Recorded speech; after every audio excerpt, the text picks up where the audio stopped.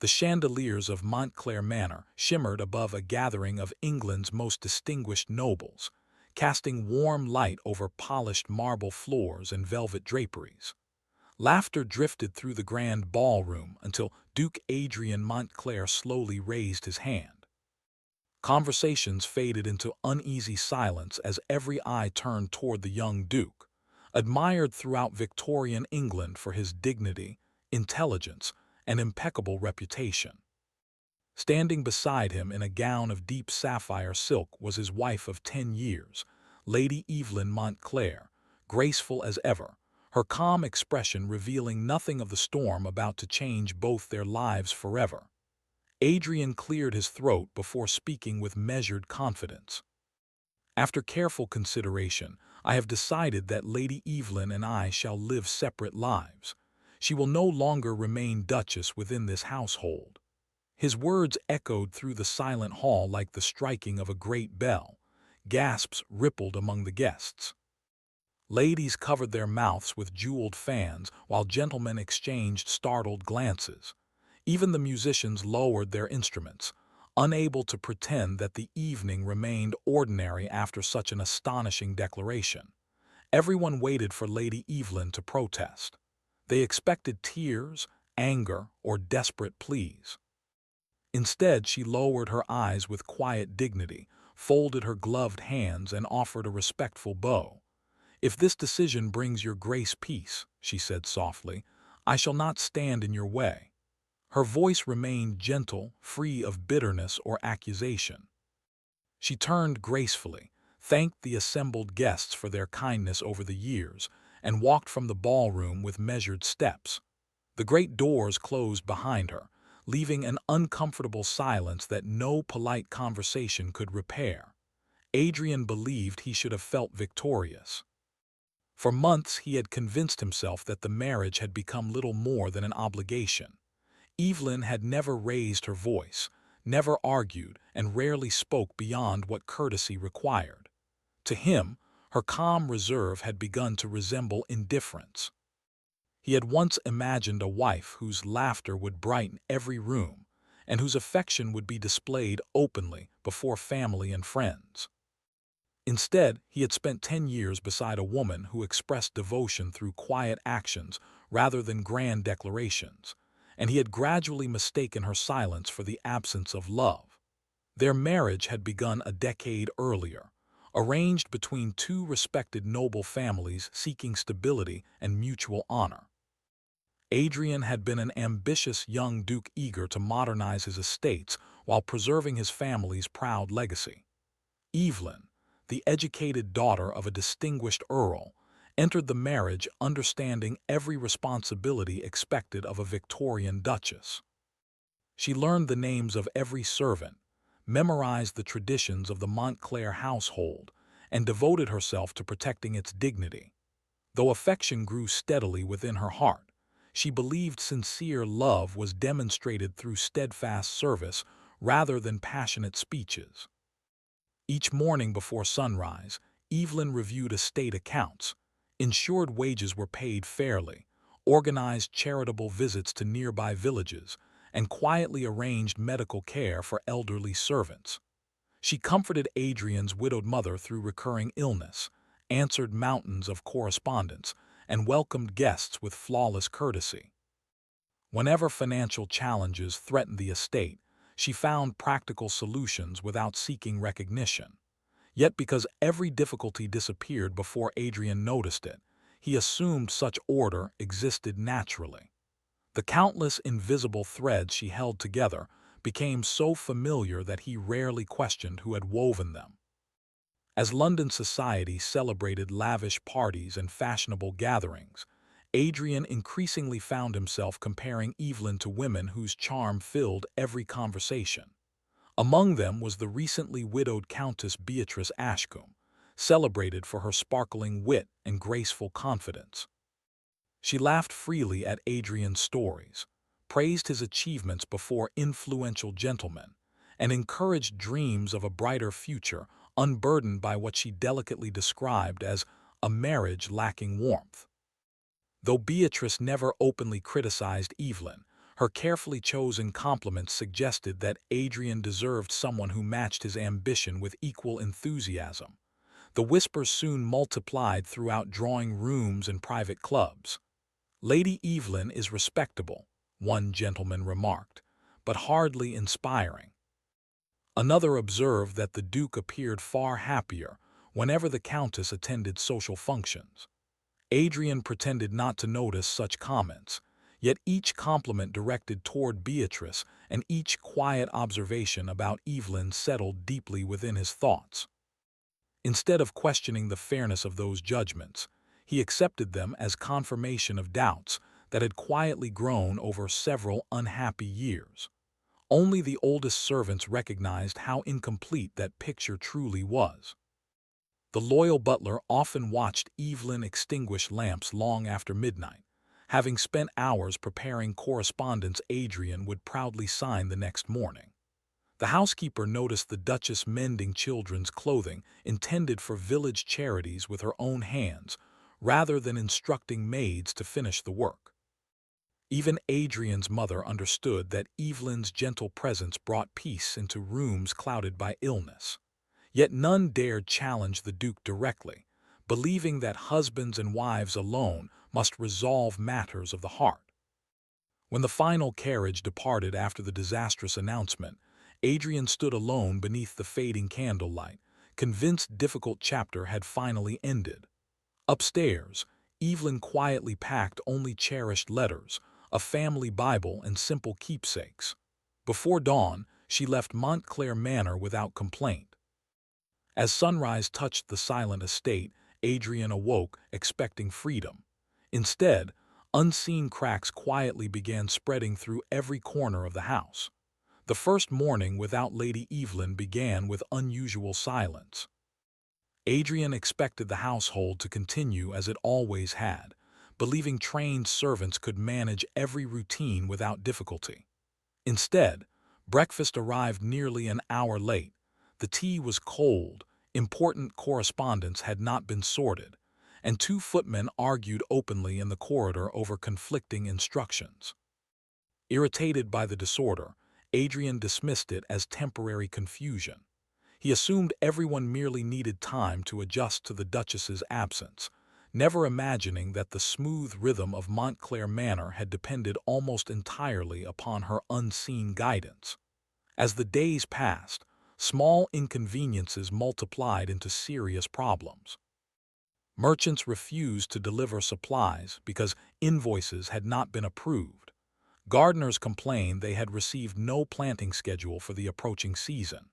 The cook discovered the pantry lacked essential ingredients normally ordered weeks in advance. Guests expected for a charitable luncheon arrived to find no preparations completed. Every servant seemed to possess only part of the knowledge required to keep the estate functioning. Adrian's frustration deepened, yet no amount of stern commands restored the order he had always taken for granted. His widowed mother suffered the most. Her physician visited unexpectedly and asked why her medicines had been changed. Adrian stared in confusion, admitting he knew nothing about the treatment. The doctor gently explained that Lady Evelyn had carefully monitored every prescription, adjusted meals according to medical advice, and personally ensured each remedy was prepared at the correct hour. Without her attention, the elderly Duchess had missed several important doses. Ashamed, Adrian remained beside his mother's bed that evening, realizing he had never once asked who quietly protected her health through the passing years. Seeking answers, Adrian entered Evelyn's private study for the first time. The modest room reflected her character, orderly rather than extravagant. Shelves held carefully labeled account books, correspondence tied with silk ribbons, and neatly arranged household records. Expecting little more than ordinary paperwork, he opened the first ledger. Inside, he discovered detailed financial plans stretching back nearly a decade. Every expense, donation, repair, and investment had been meticulously recorded. Notes in the margins explained how careful savings had prevented unnecessary debt while preserving wages for every servant. even during difficult harvest seasons. Another drawer revealed something even more astonishing. There lay receipts documenting the sale of several pieces of Evelyn's personal jewelry. Adrian remembered those elegant necklaces and bracelets disappearing years earlier. She had simply smiled whenever anyone asked about them, saying changing fashions no longer suited her taste. The receipts told a different story. She had quietly sold treasured heirlooms to cover emergency repairs after severe storms damaged tenant cottages and threatened the estate's finances. Rather than allowing families to lose their homes or burden Adrian with additional worries, she had sacrificed possessions carrying memories of her childhood. His hands trembled as he unfolded another collection of letters. Several influential businessmen had attempted to exploit Adrian's inexperience during his early years as Duke. Evelyn had answered their proposals with remarkable intelligence and unwavering courtesy, protecting her husband's interests without seeking credit.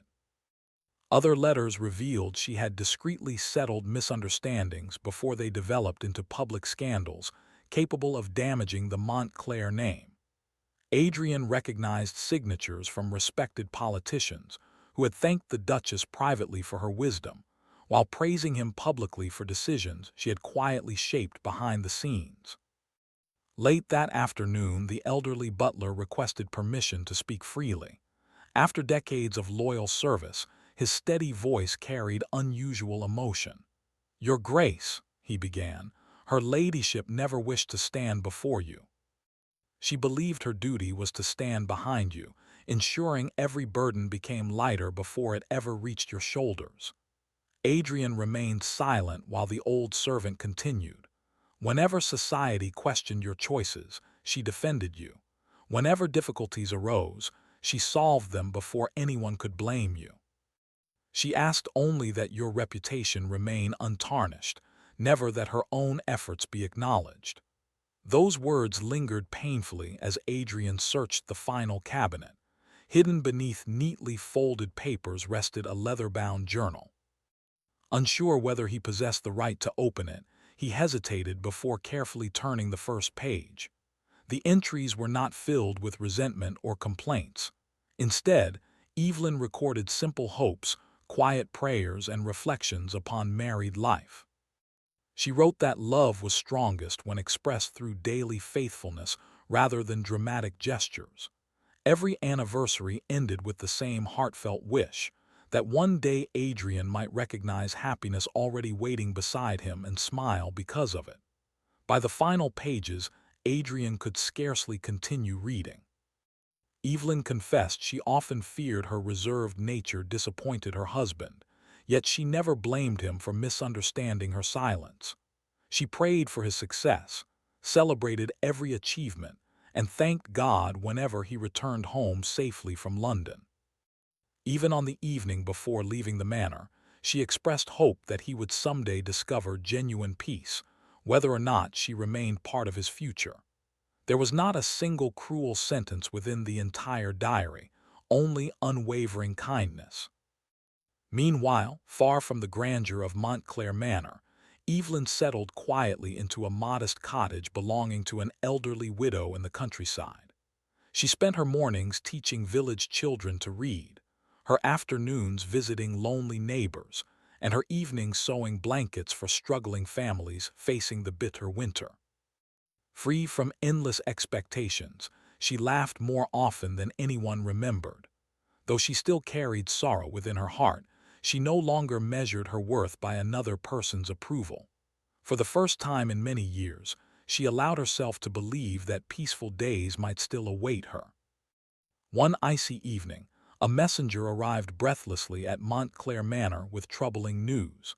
Lady Evelyn had exhausted herself caring for sick villagers during a harsh outbreak of influenza and had collapsed from fever. The physician feared her strength was fading quickly. Adrian's face turned pale before determination replaced disbelief. Without waiting for servants to prepare an escort, he saddled his fastest horse himself and rode into the freezing darkness, praying desperately that he had not realized the value of his wife's faithful heart too late. Snow fell steadily as Duke Adrian Montclair urged his horse along the frozen country road. Every mile felt longer than the last, and every gust of icy wind carried another reminder of the years he had wasted. The grand titles that once filled him with pride now seemed meaningless beside a single desperate hope that he would arrive before it was too late. Dawn painted the eastern sky with pale gold as the small village finally appeared beyond frost-covered fields. Adrian dismounted without waiting for assistance and hurried toward the modest stone cottage where Lady Evelyn had made her new home. A kindly widow answered the door. Though surprised to see the Duke of Montclair standing upon her humble doorstep, she welcomed him inside with quiet courtesy. The warmth of a crackling fire filled the simple room, where shelves held well-used books and neatly folded blankets prepared for needy families. Seated beside the window was Evelyn. She appeared weaker than Adrian remembered, her face pale from recent illness, yet her gentle eyes remained calm. She looked up in surprise, then offered the same graceful smile she had always given every visitor, regardless of rank or circumstance. "Your Grace," she said softly, rising despite the widow's concern, "I did not expect to see you here." Adrian stepped forward but stopped a respectful distance away. For the first time since their marriage began, he found himself uncertain of the right words. The silence between them no longer felt empty. Instead, it carried every apology he had never spoken. "I came because I was wrong," he finally admitted. "I believed I understood you, but I never truly looked beyond my own expectations." Evelyn listened quietly without interruption. "I judged you by what you did not say," Adrian continued. "I ignored everything you did each day for our family, our estate, and for me. I mistook your quiet strength for indifference. I allowed pride and foolish comparisons to blind me to the greatest blessing I had already been given." His voice faltered. "When you left, the manor did not merely become quieter, it began falling apart. Only then did I discover how faithfully you had protected every part of my life without asking for praise. I read your journal. Every page revealed kindness where I deserved disappointment. I have no excuse for my blindness." For several moments Evelyn remained silent, gazing thoughtfully toward the snow drifting beyond the window.